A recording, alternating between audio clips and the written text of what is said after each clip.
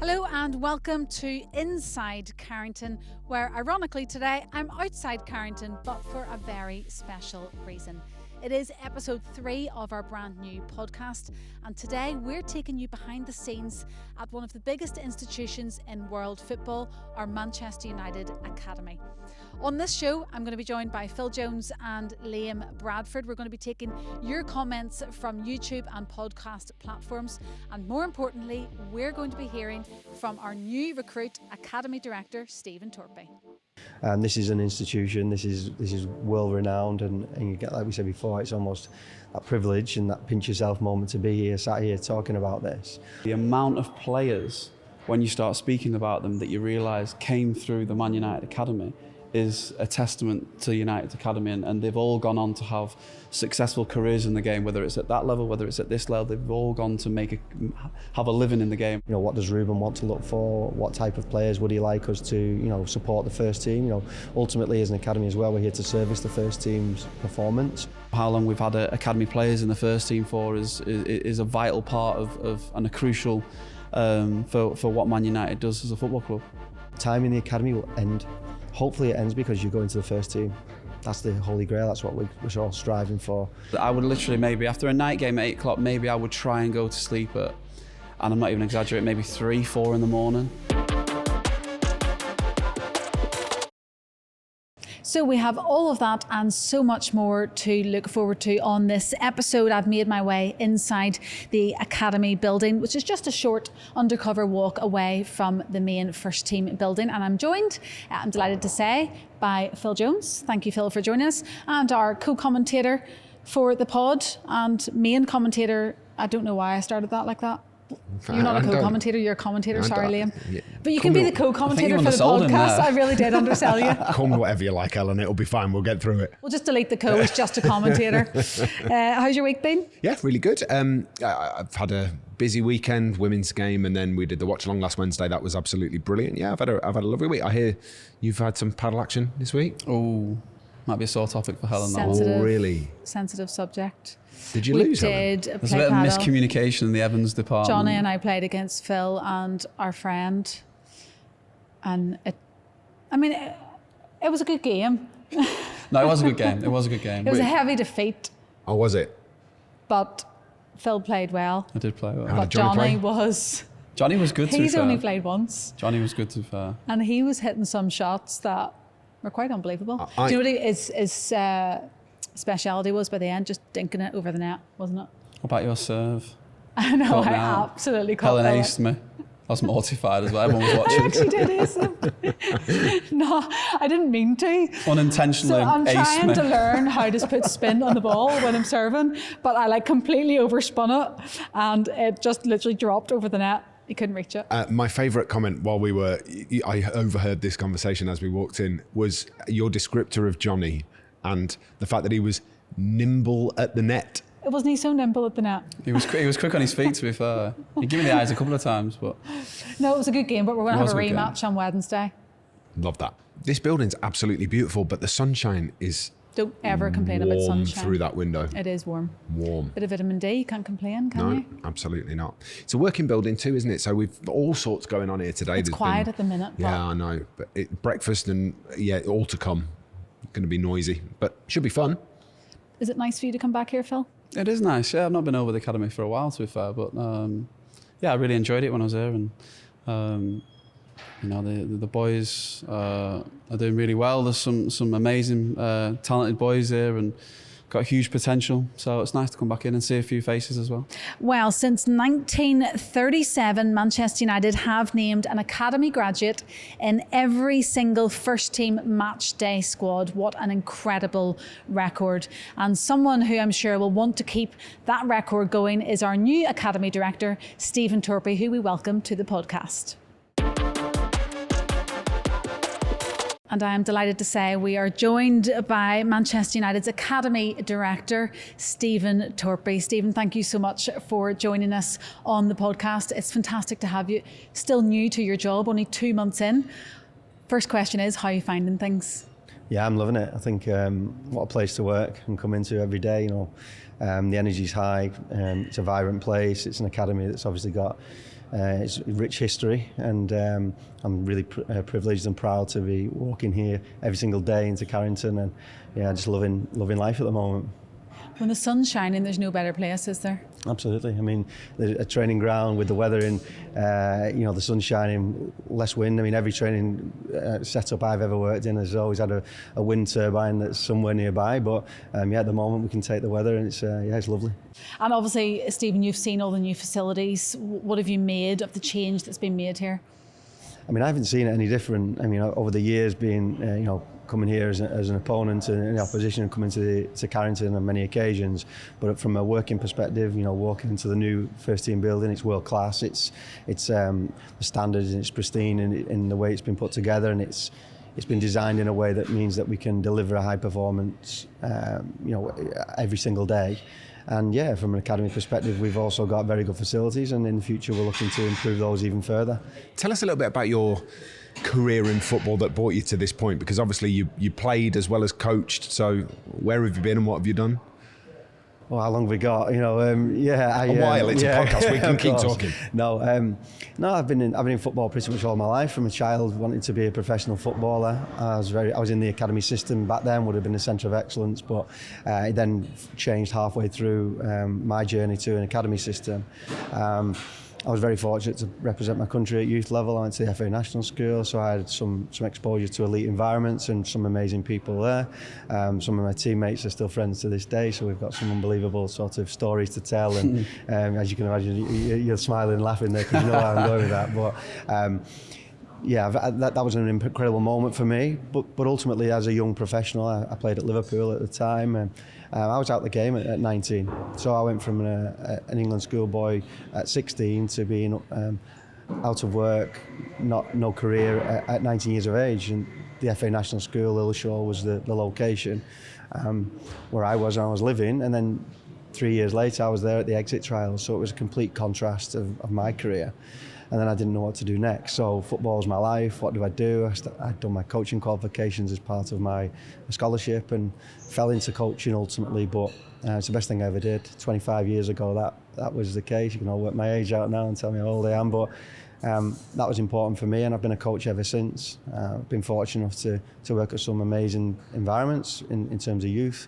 So I was a coach at Liverpool whilst also trying to play part-time at that moment in non-league.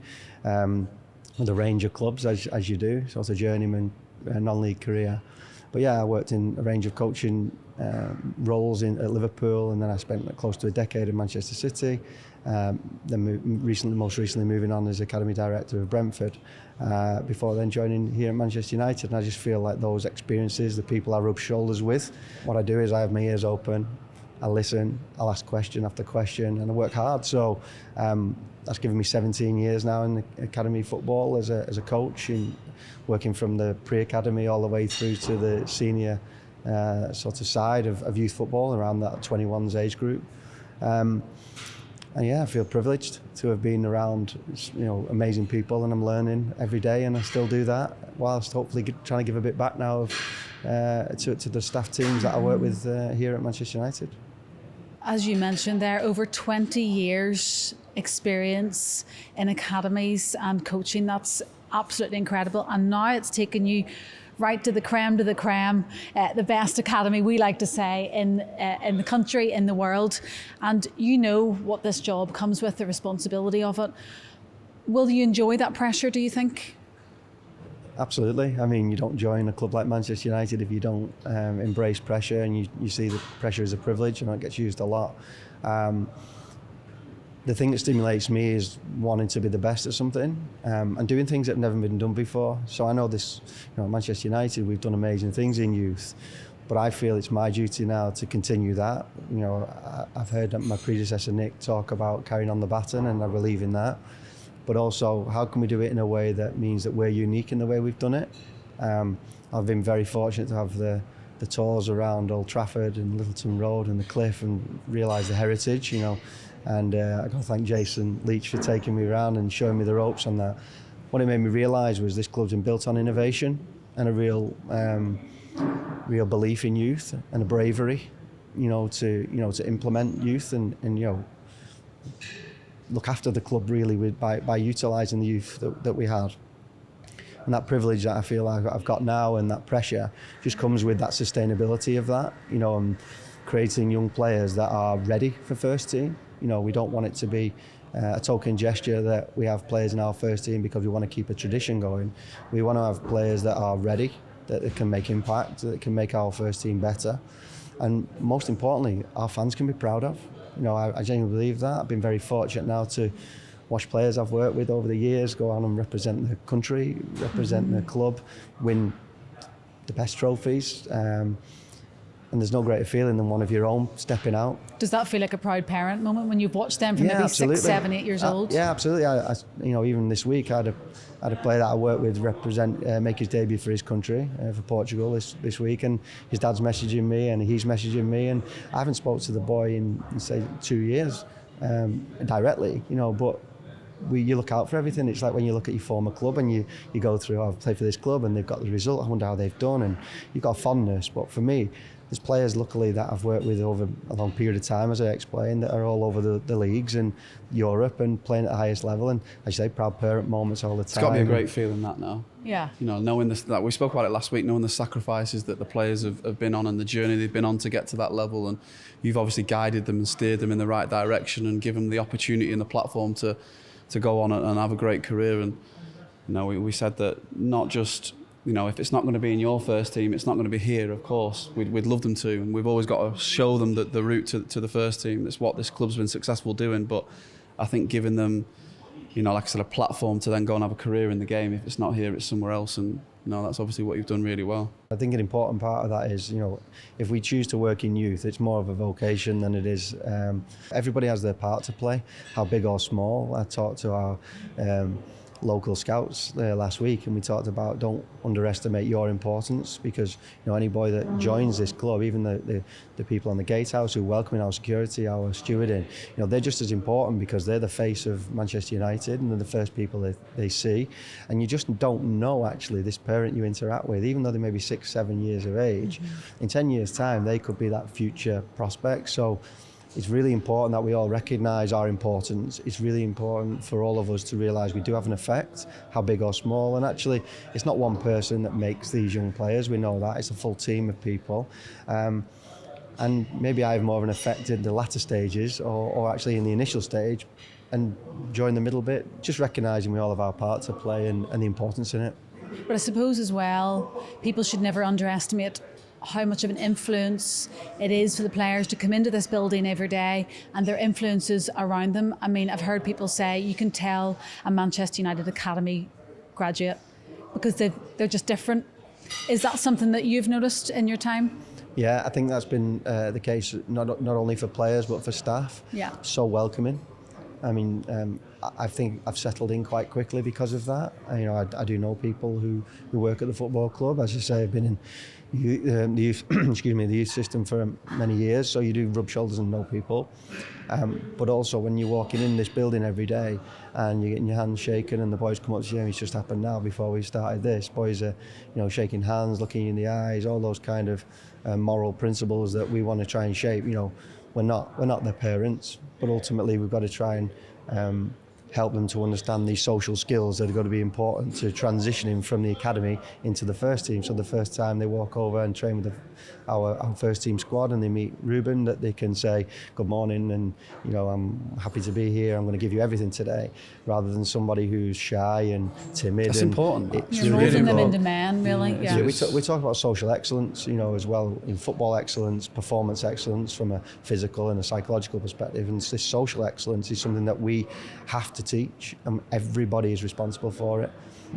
It's interesting. It's something that you hear if you spend any time around Manchester United or around the academy. It's about the person as well as the player, and you kind of hit on that. And you said that obviously you left football at you sort of run out of a job at 19 years old. Actually having those core principles instilled at least means that if you're not playing football, you've got something to take on to somewhere else and have that sort of character about you. Yeah, I mean, my journey's been I've been really pleased when I look back about the experiences I've gone through. I wouldn't change anything, you know. Okay, as a youngster, I really wanted to play at the very highest level, and maybe I could have achieved a little bit better for the ability I had. But I've worked in schools, I've done breakfast clubs, after school clubs, soccer camps, and they're the things that have shaped me, really. I know what real life outside of football feels like and what hard work means. And you know, having to drive in my mum's car years ago, and I didn't have my car after finishing my career so soon, with foam javelins hitting me in the back of the head all squashed in. That's what real life felt like to me. This is a dream, what we do now, coming into the training ground every day. But you know, for a lot of coaches that are aspiring professional coaches in the future, that's where I learnt a lot of my skills. I often say, if I can control and communicate to 32 5-year-olds in a classroom, and most of them don't want to do the thing you want to do, then I've got some skill in communication. And coming into an academy like this, when the boys want to be here, are desperate to achieve, actually, that's a walk in the park in comparison. So these are the skills that you learn over time, and I feel I feel really privileged to have gone through that. But yeah, it's real life, and these boys have to understand they're very privileged, but also what is the reality of the environment they're in. As you've just mentioned there, players doing things for themselves, you might hear a little bit of noise in the background because they are clearing their own plates, because that's what we do here at Manchester United. You don't get your plate cleared for you. Although the traditions are gone, I should say, of cleaning boots. Did you do that, Phil? I didn't do that. I'm probably the first. It must have been the first generation. Yeah. But you'll have done it. No. No? So I was in the academy system when it started in '98, and that we were the first that were told you can't do it through the new rules. Right. Which is a shame, actually, because I was looking forward to doing that. You know, you want to clean the boots of your heroes, and you want to learn and get those, you know, little bits and pieces of nuggets of advice. So it's not the easiest thing to do because of the rules. I and the remember way when I was coming through society Blackburn, you've seen a first team player and you'd be hugging the walls because you didn't know how to make eye contact with them, you didn't know how to shake the hand, and it's the social element. What we were talking about is so important, because I see these boys now when they go over the first team. They are authentic, they are themselves. They will shake hands with Bruno, and vice versa. The first team lads are so inviting, so welcoming. That's what I was going to say. That's so important too. And you just look the way that that Carrington's been designed now. It's been designed to integrate everyone together, and that's a crucial aspect for me. There has to be a healthy level of aspiration, though, doesn't there? You have to. There kind of still has to be that. That's the first team. I'm capable of saying hi. I'm capable of shaking hands. Oh, they get the right balance. Wow, yeah. I would love to do that one day. Yeah, they definitely get the right balance between, you're going over there, you're training with the first team, so there's that element, but there's also an element of the human side as well, and that the first team lads know that it might be one of the first sessions, or there's a way of that they integrate you, and it's done the right way. Steve, another thing I suppose we should have maybe started this interview with, but can you sort of sum up what a day in the life of an academy director at Manchester United looks like? Because people think of the academy, they think of the 18s, 21s, but that really goes the whole way down to pre-academy. Tell us what an average day has looked like for you. Average day, not so sure I could really describe that just yet, with me being here in such a short space of time. But ultimately, I'm just trying to see as much as possible. I mean, my initial bit was just get to know people and let them get to know me, because I think that's important. I want people to feel like they can come to work every day, express themselves, and work towards that common goal that we have. My aim is to watch training every day at some point for some age, because I'm a coach by trade and I'm a youth developer, and that's what, for me, to be out there seeing our players, tracking their growth and their development and just mapping the talent that we have is the most important thing.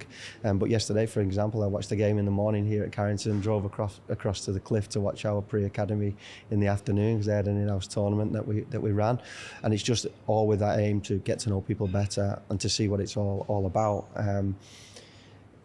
My job really is to keep us aligned.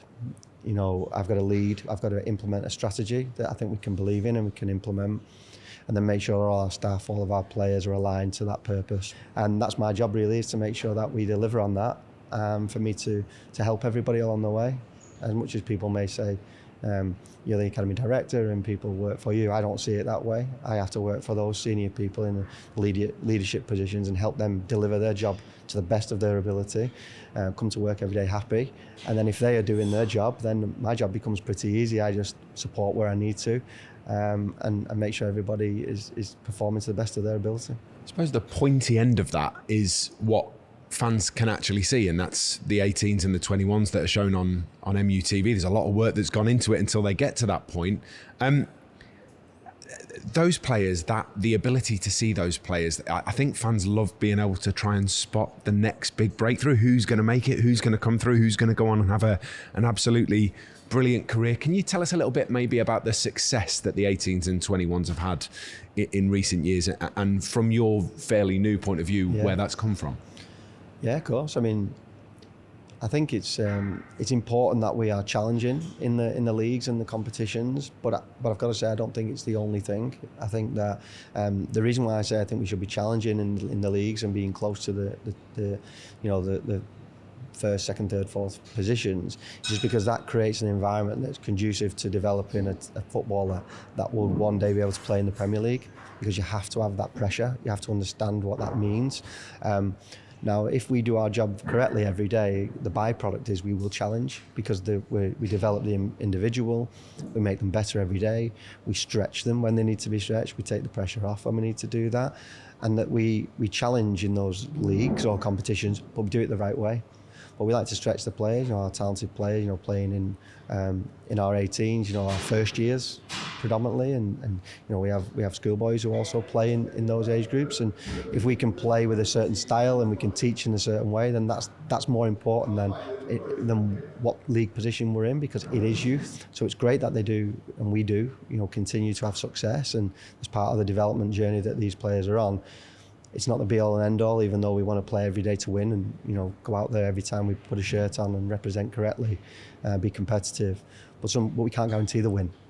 But we can guarantee that we want to develop these young people and make them better and make them more prepared for first team life. Yeah. Obviously, the development of playing is crucial coming through the academy. How do you, and you want that alignment, but how important is it to expose these young players to different sort of cultures and style of play? Because we'd obviously, in an ideal world, we'd love every player to come, an academy player to play for the first team, but it's not. That's not we don't live in a perfect world. So how do you expose the young players to that sort of different styles, different cultures to get them, as you said, like first team ready, whether it's in this first team or it's they go out on loan? Yeah, no, really important. I think we do it from a cultural perspective because we will also travel. This weekend just gone, we had Limby here from Denmark to take part on Carrington, to play against those different cultures and styles in our own environment. And you've got to have a variety and a mix, but it's got to be deliberate in the way that you do it, and age appropriate, and the amount of travel that we do and the cultures that we sort of come up against. Well, the first time these boys make a debut in our first team, the likelihood is they're going to play against a player that is not from this country. So we have to prepare them for that, and we have to have a fully rounded programme, something that is fit for purpose. That's important. In terms of the styles, we have to teach principles of play. You've played in multiple positions, I'm sure, over your career, and there's principles that for a defender and a midfielder and I think that can be a disappointment for young players. That can be a disappointment, but they want to play in that position or they want to play in their position, but they need to. I think when they evaluate it, when the maturity levels rise as they evaluate it, I think they understand that's right. Benefited me. And it goes back to the question earlier around the performance of a team, for example. So if we're going to change and manipulate it a little bit from a developmental perspective, the cohesion, of the team, the chemistry, the performance and familiarity with each player you play alongside or you play, that's going to differ. So therefore, performance levels are going to drop slightly, whilst development is going up, and that sometimes is that is what we do a lot. So you'll see these players don't always play in the same area. They might play on the left wing or the right wing or in midfield and forward, and it changes. It doesn't sort of deviate too much because I think that's just too extreme, but that's part and parcel of development, and therefore it's getting the balance right before performance and potential, and how we get both happening at the same time. My favourite thing that's happening so far is that these two definitely need a pair of baseball caps like Chris I was just going to say before. Baseball caps or sunglasses. I think we just need sunglasses, yeah. I did say at the beginning there's no better place to be in the sunshine, except if you're sat right here looking at the I sun. need my factor 50 on, yeah. baseball caps or sunglasses. You What can do you actually burn want? through glass as well. Stephen, we know that you are a very busy man and we really appreciate you talking to us. But just before we do let you go this morning, I suppose we just want to know, and the fans at home want to know, what does the future of Manchester United's academy look like for you? Yeah, I mean, what a question. It's still early days for me, but ultimately, you know, we've got to sustain everything that's happened in the past and sustain the high level of delivery with and development of our young players. This is an institution. This is world renowned, and you get, like we said before, it's almost that privilege and that pinch yourself moment to be here, sat here talking about this. But at the same time, we've got to take all these things from the historic sort of the upbringing and the way that Manchester United is and what it represents, take all those amazing things, enhance them further if we can, and do more of them in terms of our welcoming nature and our care for the young players. But also looking at things that are going to make us even better, you know, and how can we make them better? And it goes back to that critical thinking again and asking the right questions and developing certain areas. The most important thing is we've got a first team environment right now that is world class. And we've got to do the same. So it's very good where we are right now, and it's served us well.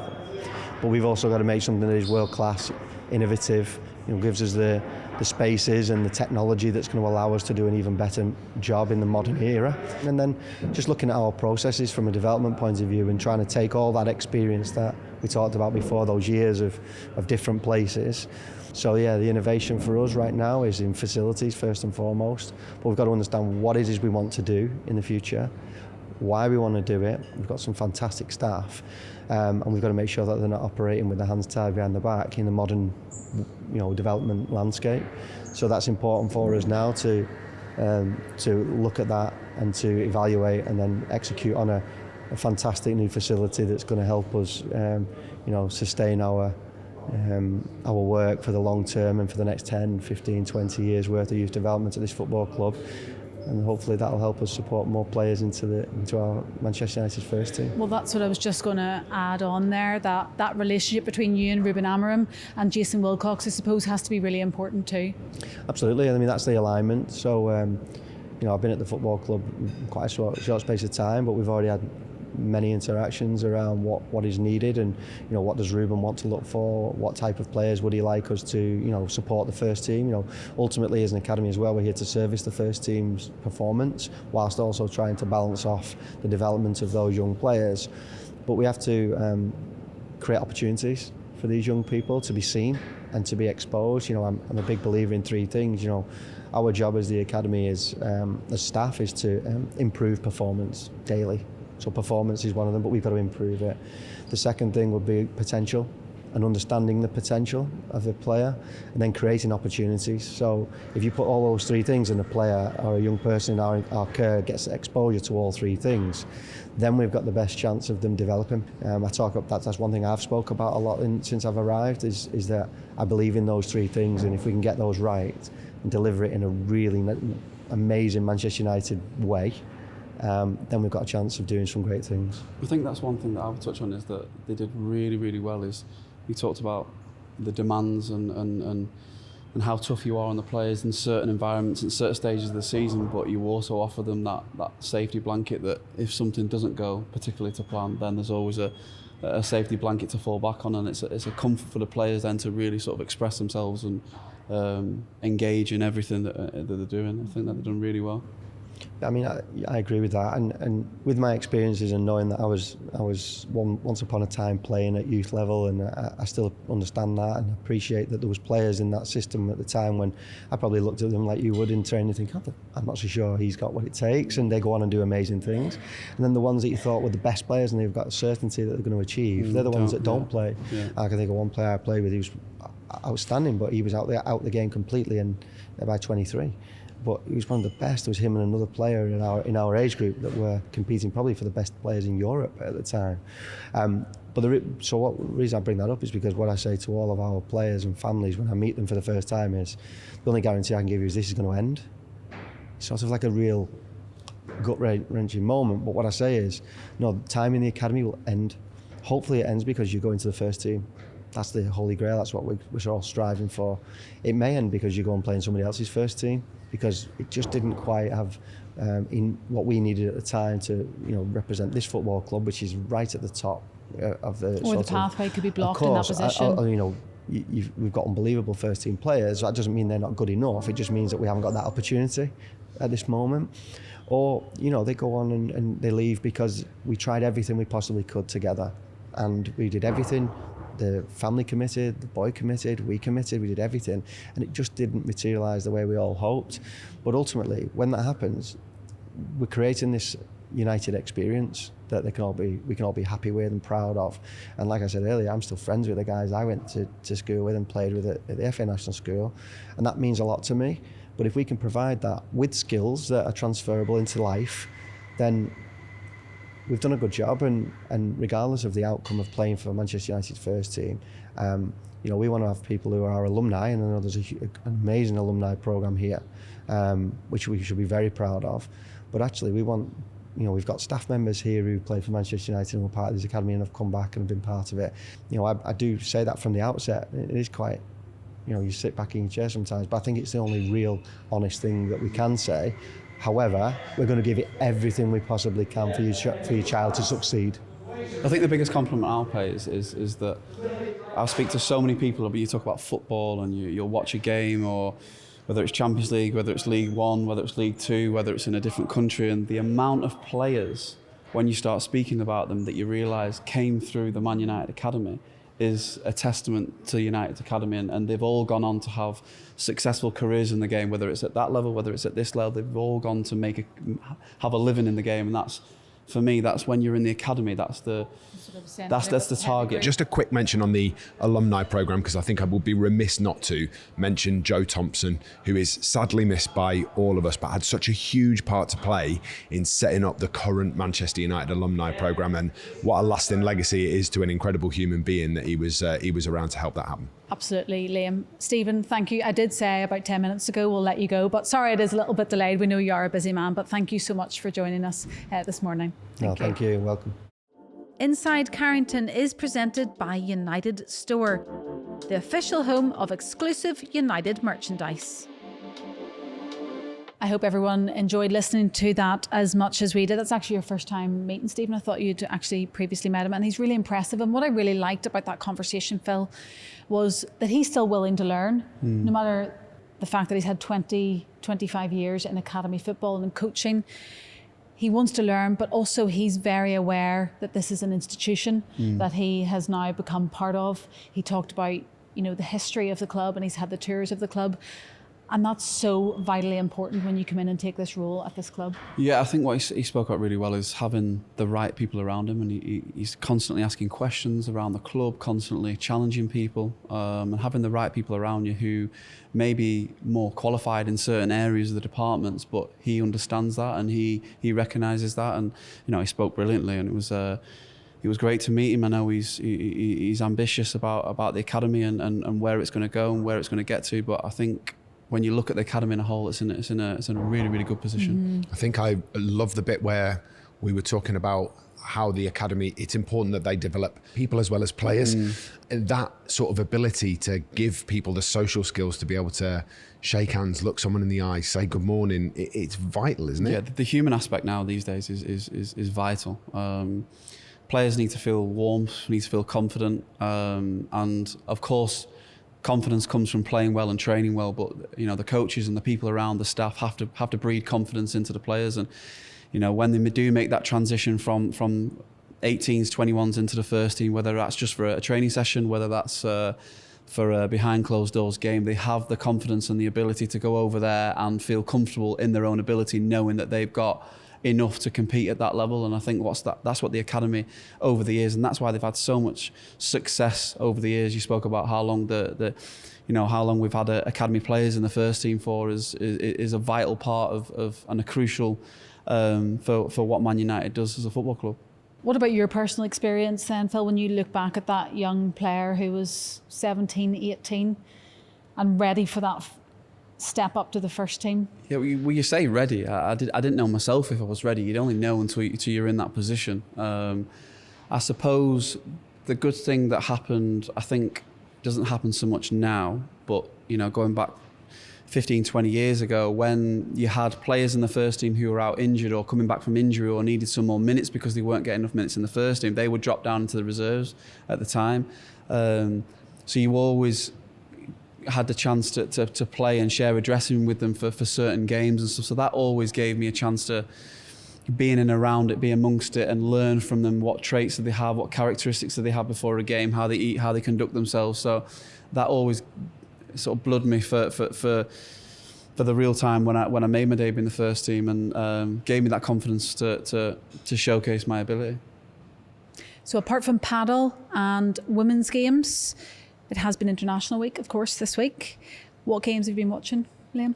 I think it was hard to not sort of see the reaction from Portugal. There's been a game of, an international break of two halves for Portugal. That the incredible win for the Republic of Ireland was, I think that kind of took us all by surprise. Ronaldo's first red card as well, should I say? I didn't realise that internationally. And it was violent conduct too. And there's definitely a one-match ban coming. Normally with that, you would then get an additional one or two as well, which they have to be. Those games, those suspensions have to be played in competitive fixtures. So that would mean that he would miss one or potentially two of their group games at the World Cup, which would be an absolute disaster for Portugal. Also, Bruno Fernandes missing in that game as well. It was an accumulation of yellow cards in that 2-0 loss. He didn't play in that game. Portugal go down to a 2-0 defeat. Bruno Fernandes comes back into the side for their next game against Armenia, which they win 9-1, and he manages to get himself a hat-trick. And I just wonder whether that's the difference between having somebody like Bruno Fernandes available for you and not. I think that's the influence he has on the team. He's so influential, whether it's scoring goals, whether it's creating goals, whether it's managing, the younger players through tough periods in the game. He's got that vast amount of experience that's invaluable for any team, whether it's for Man United or Portugal. But I've got to say as well, I thought the Republic of Ireland win was incredible. Great. They've set themselves up for a playoff over two legs now. There's nothing better than a last-minute winner. I mean, just the way it happened. You've seen everybody. I mean, that is literally what football is about. When he scores the winner in the 96th minute and everyone's racing over to celebrate. We're talking about the Hungary game here, aren't we? Because the Hungary game, yeah. Obviously Portugal was their first game of the window. They've played Hungary, won that one 3-2. 3-2, and they were, 2-1 down with whatever to play. It was an incredible achievement. Absolute scenes. Love it. Absolutely. Elsewhere in the international window, De Ligt remained an unused sub for the Netherlands. He's being kept out of that starting 11 at the minute. But how tough is that, Phil, for him, considering how well he's playing at club level? Yeah, I think this season he's been terrific. I think he's present. He's a presence. He's a character. He's a leader, and I think he's shown all those attributes this season really well. And he's not becoming, but he is an important player in the team now. And yeah, we're disappointed to miss out on internationals and not play. But in hindsight, he's part of the squad. He's part of the squad. Yeah. He's back in the squad, having missed out on a few squads. So. Great for him, and it's almost like not a rest period, but it's a time for him to go away and sort of recharge, change the scenery, come back and go again. Is it a bit of a surprise? Like it's Virgil van Dijk and Jurrien Timber keeping him out of that Netherlands squad, and we know how good a player Virgil van Dijk is, but we also know that he's had a bit of a rocky start to this season. Surprise you that it's Van Dijk that's keeping him out of the side, given how well he's been playing?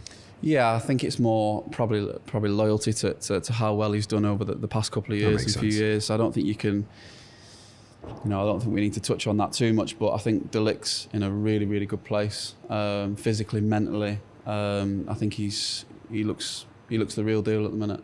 Well, we should say as well, before we move on, 3 academy graduates were in action for their countries. James Scanlon played in Gibraltar's 2-1 loss to Montenegro. James Overy was an unused sub on his first ever Australia call-up in a 1-0 loss to Venezuela. And Lenny Euro played for France's under-21s versus Switzerland. So that's a little roundup of what's happened in the international break.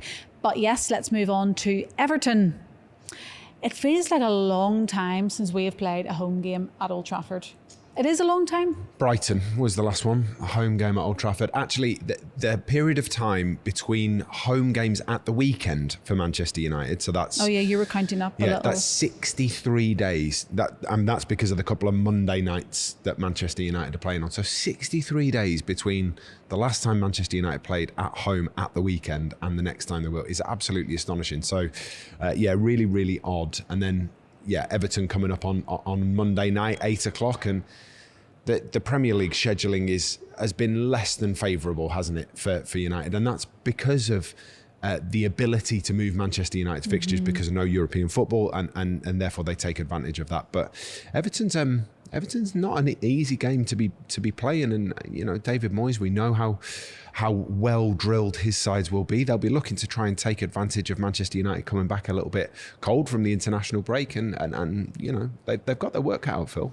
Yeah, I think you know how a David Moyes team Everton's going to set up. It'll be a low block, disciplined, well structured, out of possession, and try and hit United on those counters. And I think it's up to, I'm sure Ruben will work on that during the week, that it's up to Man United now to make sure the rest defence is spot on and sustaining attacks and try and break the low block down and be creative in the final third. I was talking to a coach the other day. In fact, it was Mark Skinner from Manchester United's women's team, and he was saying that the best way to break down this low block, if you imagine the pitch broken into 5 channels, so you've got the 2 wide areas on the left and the right, then the 2 inside areas, the 2 channels, the half spaces as they're now known, and this centre channel that goes through the middle, he reckoned that you had to cross, either directly or indirectly, 4 out of the 5 to be able to move the block out of the way, and it's completely changed the way that I look at it. Yeah, you have to shift the ball really quickly from side to side, and if it's staggered and it's slow and laboured, then you're not going to shift them. And I also think it's important to have people who want to run beyond the ball, even in a low block. People think if you're in a low block, then it's okay to try and occupy little different positions in the pitch. You still have to have people who want to go beyond the ball, because then that sort of dislike, if a centre half, if a number 10's run into the edge of the box, the centre half's got to go with him. So it creates space for other people. You still got to have that interchange and movement. Is this where having somebody like Casemiro, whose ability to play that first time ball long and switch, or Bruno Fernandes, who's got a lovely switch of play in him, they become really important in games like this, don't they? To try and release Ahmad or Mbeumo or whoever it is down the side. Yeah, absolutely. Those players are going to be sort of the quarterbacks in this game. And like I said, if they move the ball really quickly from side to side, then the spaces will appear. Is this a fixture you always enjoyed? I always think it's been great games.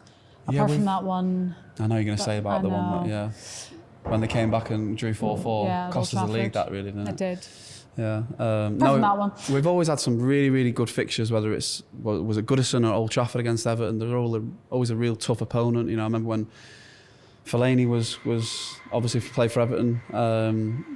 The way they played, really direct. Did you find him a handful to play against? Yeah, I mean, elbows. I was literally tasked on a number of occasions when we played Everton at home, just to literally man-mark him wherever he went on the pitch. Just go with him under Sir Alex Ferguson, and even when he's going up for it, you can give him a little bump just so he can't bring it down comfortably. And we had some really, really good battles with him. I always look forward to games against Everton. I think it's because there's a little bit of history there. You see a lot of players going between the two, don't you? We've got an academy graduate that came through Manchester United. It's currently playing in their midfield in James Garner. We've had a lot of players come through. Yeah, Phil Neville. There's plenty that have come through. Yeah, Darren Gibson, Ashley Young. Incredible, there's isn't loads it? of players. Yeah, and I think that sort of shared history always Tom makes Cleverley. me look forward to those games. And it's always quite a feisty game as well, I find. Yeah, quite a noisy one around Old Trafford. Yeah, without the nastiness of, that occasionally you can get in the Liverpool game where that rivalry is so intense and so fierce. This feels like a rivalry that is really enjoyable to watch most of the time. So yeah, I always look forward to it. The one thing that we haven't mentioned is that this is a first in a run of 3 Monday night games for Manchester United. I'm just wondering from a playing point of view whether it's any different? Is the mentality a bit different because everybody else has played? Is the preparation a little bit different because it's late on a Monday? What's it like? Yeah, I think the preparation's certainly a little bit different for a night game. Obviously, when we're back in the Champions League years ago, then the build up to the game is different. Pre-match is different, and players who don't tend to sleep in the afternoons when they should be resting, it's tough because then you're waiting around all day for the game. That'd be me. 6 o'clock when you're on the bus on the way to the game, you got half of the bus snoozing. And your pre-match is different, I suppose, at that time. Pre-match is different. So yeah, there are little things that, and obviously you've seen everybody else play at the weekend, so you know where you are in terms of what you need to do. So there are slight adjustments, but I don't think any adjustments that will affect the players too much. Were you the type to have a wee nap during the afternoon? I cannot sleep. I can't sleep on planes, trains. Really? I couldn't sleep in afternoons. I find it really, really it's a difficult. long day. And then what happens is you take that many, whether it's your energy drinks, whether it's your caffeine to get you in that zone for the game, get you at that peak performance going out onto the pitch, that after the game, you literally couldn't sleep for the rest of the... I would literally maybe, after a night game at 8 o'clock, maybe I would try and go to sleep at, and I'm not even exaggerating, maybe 3, 4 in the morning and get a couple of hours before the kids woke up. It was really difficult, yeah. Would you be a napper? No, I can't. I'm exactly the same as Phil. Can't sleep on planes. Can't sleep. It's just a level of discomfort from being tall. I think that there's a bit of a problem. Well, I don't fit. So right, genuine. So most people who get the opportunity to sleep on a plane, where is your head on the headrest? Right in the middle of it. Yeah. My neck is on the headrest. So right, I can't, literally can't get comfortable. So you just end up stay awake. Pillow? It doesn't work. Maybe I should just travel first class. That's the only way. Have from a this little point nap. onwards. You probably wouldn't fit in the seat. No. Right, we have been asking for you, the fans, to get involved in our podcast by submitting questions over at our Manchester United YouTube channel in the comments section. Firstly, I have to say thank you to everyone who has done that and has left messages. We have had some incredible comments. Obviously, we can't read them all, but we have selected a few. The first one is from Lee B on YouTube. The Jess Park deal was one of the smartest pieces of business the women's team has done. She's a Ballon d'Or contender for sure if she continues with the seasons she has had. I wonder if that was sent before or after the PSG game as well, that message. Unbelievable piece of business from Manchester United. An incredibly technically gifted player, so good at carrying the ball, so direct. And bearing in mind that she's quite diminutive. She's not a big, tall player. Great, absolutely fantastic strength from her as well. She's on course to having her best scoring season ever. Her best previous was last season for Manchester City. She's got 4 in 12. 4 in 13 for Manchester United so far this season. Stands a really good chance of going on and doing brilliantly. She could easily have been player of the match against PSG last week. I think it ended up going to Jade Riviere. No argument with that either. Look, brilliant piece of business. She's brilliant. And according to Lee B, she will be a Ballon d'Or contender, so watch this space. For Bester on YouTube says, Director of Women's Football Matt Johnson, aka Luke Shaw's older brother. I really don't see the resemblance. No, but I'm not sure. Everybody sees different things. Do you, Liam? Maybe. I'll put that one to Luke, see what he thinks about that. Bob Chestnut, we have not made these names up. Bob Chestnut says, fantastic insight from people we rarely hear from in any depth. Love this. I think you will have loved this episode then, Bob. Again, not making this up. Unlisted Lizard on YouTube said, I'm sure it would be interesting to bring in Darren Fletcher. Darren Fletcher... he's on the list. He would be absolutely brilliant to talk to. One of the reasons that he wasn't here today to do it with Stephen Torpey is because his 2 twin boys, Tyler and Jack, both play in the academy here. One of them represents England, one of them represents Scotland, and they're actually playing each other this week. So I think he's disappeared off to watch that game. Absolutely incredible. One's obviously gone down dad's route, one's gone down mum's route, and they face off against one another. Twin boys on opposite sides in international football. He's done a good job there, hasn't he? Absolutely mint. Moustache Cantier says... You're making these up. I'm actually not making them up. Sounds like board game names. Can Phil answer the question, why do all football pundits wear the same shoes? Well, I'm sorry. What was I supposed to wear? I'm not asking the question. I don't know. Listen, I'm not a fashion icon, so don't come for me. Don't be hard on yourself. I think you are. I don't need to be, and I don't. I've got an apology to make. What, on shoes? I'm currently wearing the pundit shoes. It's the black with the white bottom, isn't it? These are the Adidas version of those pundit shoes, rather than the £800 designer version. Just because I. Do you know why I go with these? Because it goes with everything. Pair of jeans that goes with. Pair of tracksuit bottoms to go with. That's Pair of why. shorts Pair to of go shorts with. to go Keep going. I mean, I am new to this pundit shoe chat. I'm getting nailed for my gear on here. No. Do you know what? We actually didn't even plan the all grey, but it was good. I'm wearing a club shop. Standard from you. Remember, you can get involved in the conversation by leaving a comment on our YouTube channel or podcast app, wherever you get your podcasts from, whether it's a question for Phil, Liam, or I. Don't ask me any questions. I generally tend to scroll past those. If there is a suggestion of someone you would like to have on the podcast, someone to be interviewed, then please let us know. Also, if you enjoyed Inside Carrington, please do give us a follow and a rating and a review on your podcast app of choice. And we will be back again next week. Did you enjoy that one, Liam? Always. It's absolutely brilliant coming and sitting here for a couple of hours and chatting with you two. And some of the people that we speak to are great, aren't they? I thought that was really, really insightful from Stephen today. And we'll be back with more next week. Yep, looking forward to it. See you soon. Bye-bye.